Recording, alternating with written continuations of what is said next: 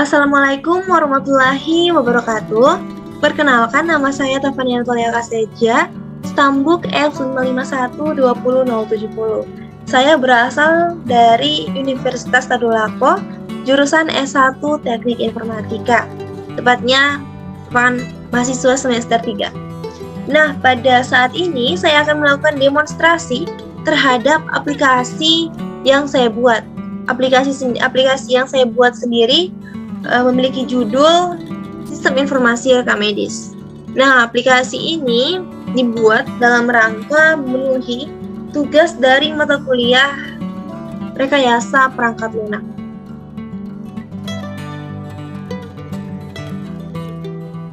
Nah, sebelum kita lanjut lebih dalam terhadap alur dari aplikasi rekam medis ini, terlebih dahulu saya akan menjelaskan mengapa atau alasan saya untuk mengambil judul aplikasi ini sebagai tugas besar dari mata kuliah RPL ini. Nah, aplikasi rekam medis ini sangat berfungsi untuk petugas atau untuk rumah sakit atau puskesmas dalam melakukan penginputan atau menyimpan data-data pasien, yaitu tepatnya data-data rekam medis. Nah, dengan adanya aplikasi ini dapat mengefisiensikan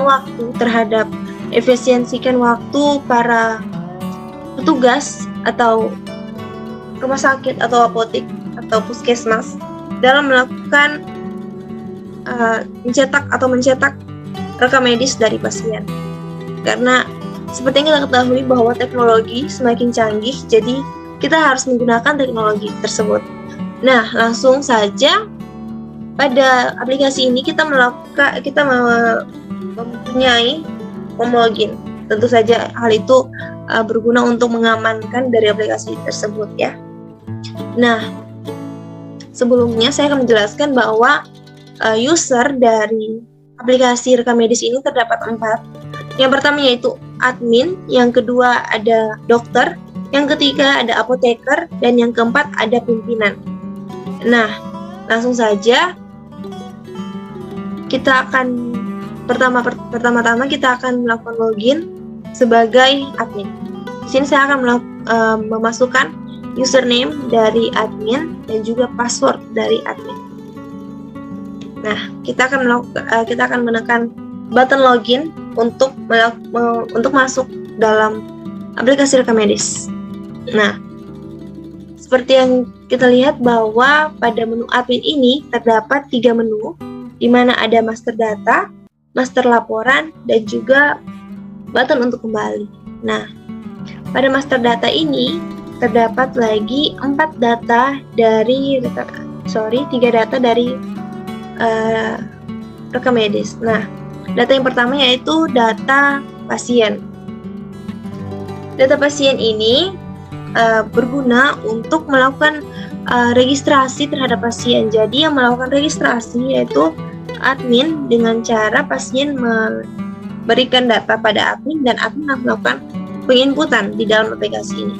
Jadi kita memasukkan nomor antrian dari pasien, contohnya seperti 2098. Tanggal registrasi kita sesuaikan dengan hari ini yaitu tanggal bulan 12, tanggal 29, 2021. ID pasien sendiri kita inputkan secara random ya. Nama pasien kita inputkan nama random juga. Nick-nya kita inputkan secara random juga. Tanggal lahirnya kita sesuaikan dengan tanggal lahir saya.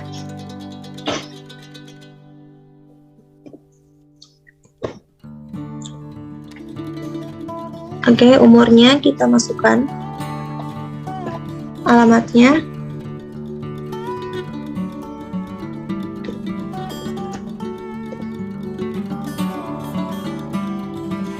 Nomor teleponnya. Kita masukkan secara random ya. Terus jenis kelaminnya kita pilih, dapat combo box di sini. Keluhannya seperti sakit kepala. Ini contoh ya. Terus kita pilih poliklinik, poliklinik. Nah, kita akan setelah kita melakukan menginput data-data di registrasi ini, kita akan menekan tombol selanjutnya atau menekan tombol simpan agar data-data tersebut akan tersimpan dalam database. Nah, akan muncul dialog bahwa data tersimpan. Selanjutnya kita akan klik OK. Kita kembali, kita klik login. Nah, selanjutnya terdapat juga master data dari dokter. Kita akan buka. Nah, pada data dokter ini terdapat ID dokter, nama dokter, dan spesialis.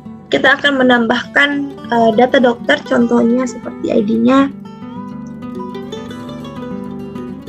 Nama dokternya kita tambahkan seperti ini, spesialisnya poli anak, contohnya ya. Kita simpan. Nah, data dari data dokter ini akan tersimpan dalam database. Selanjutnya kita akan lihat lagi laporan dari poliklinik. Nah, pada laporan poliklinik ini terdapat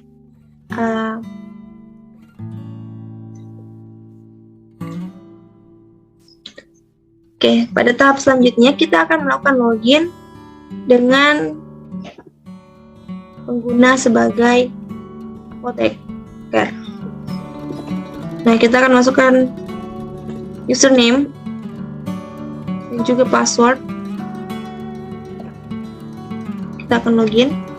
Nah, pada menu ini terdapat satu menu yaitu data obat, di mana data obat ini kita menginputkan data-data dari obat-obat yang ada di dalam rumah sakit. Jadi kita tambahkan ID obatnya, contohnya seperti ini. Nama obatnya seperti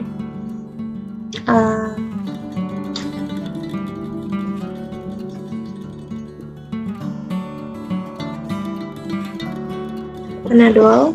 Jumlah obatnya contohnya ada 4. Ini pasiennya, nama pasiennya, diagnosanya contohnya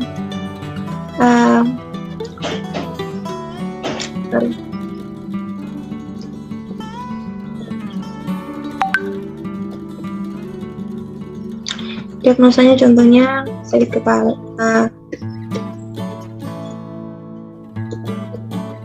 ID polikliniknya random, ID dokternya juga random. Nah, kita akan melakukan setelah data-data obat ini terisi secara penuh, kita akan klik button simpan. Nah, akan muncul lagi dialog bahwa data obat berhasil tersimpan dan data-data tersebut akan tersimpan di dalam database. Nah, kita akan login lagi sebagai dokter. Kita akan masukkan username dan password. Kita akan login. Nah, pada menu dokter ini terdapat menu data pemeriksaan. Kita lihat bahwa dalam data pemeriksaan tersebut terdapat ID pasien, nama pasien, ID poliklinik, nama poliklinik, dan keluhan. Nah, pada data-data ini merupakan data yang telah terinput, yang akan terbaca setelah kita melakukan registrasi pasien.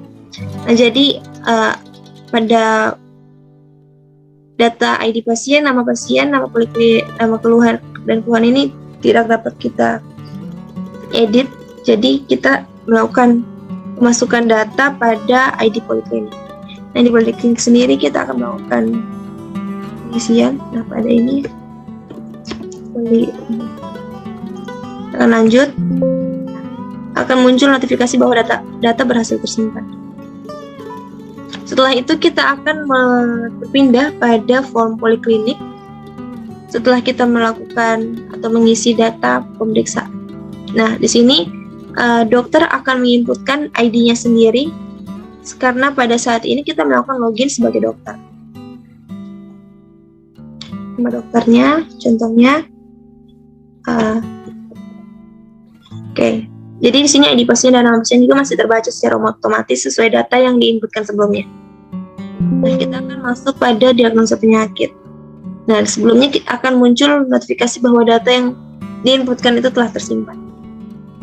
Nah, pada ID diagnosa ini kita inputkan data-datanya, dan pada ID poliklinik, nama poliklinik, ID pasien, nama pasien, keluhan, ID dokter, nama dokter ini merupakan data yang telah tersimpan sebelumnya dan akan terbaca secara otomatis pada form diagnosa berdasarkan data-data yang telah diinputkan sebelumnya. Seperti itu. Jadi kita tidak perlu lagi menambahkan karena sudah terbaca otomatis. Jadi kita tinggal menambahkan data-data yang belum terisi. Jadi di sini ID obatnya random saja. Obatnya random. Oke, setelah itu kita akan simpan. Nah, data diagnosa berhasil tersimpan. Selanjutnya kita kembali, kita akan masuk sebagai pimpinan, di mana username-nya sini adalah nama saya sendiri dan passwordnya adalah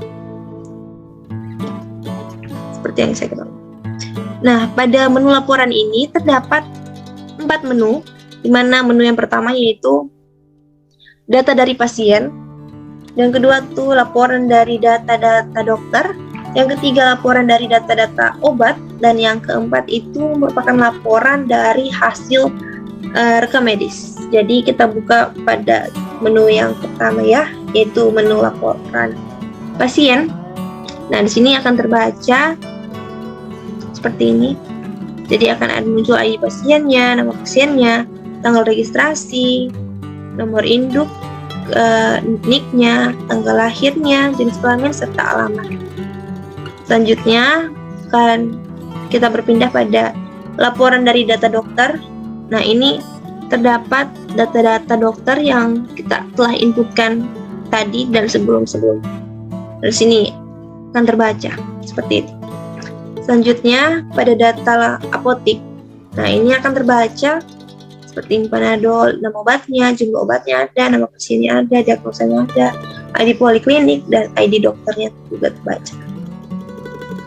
Selanjutnya, ini merupakan laporan finalnya, yaitu laporan rekam medisnya. Ya. Jadi pada laporan rekam medis ini akan muncul namanya, nama pasien, NIK-nya, tanggal lahir, jenis kelamin, nomor handphone, alamat, keluhan dari pasien, hasil diagnosa, dan juga nama obat yang perlu dikonsumsi. Nah, seperti itu.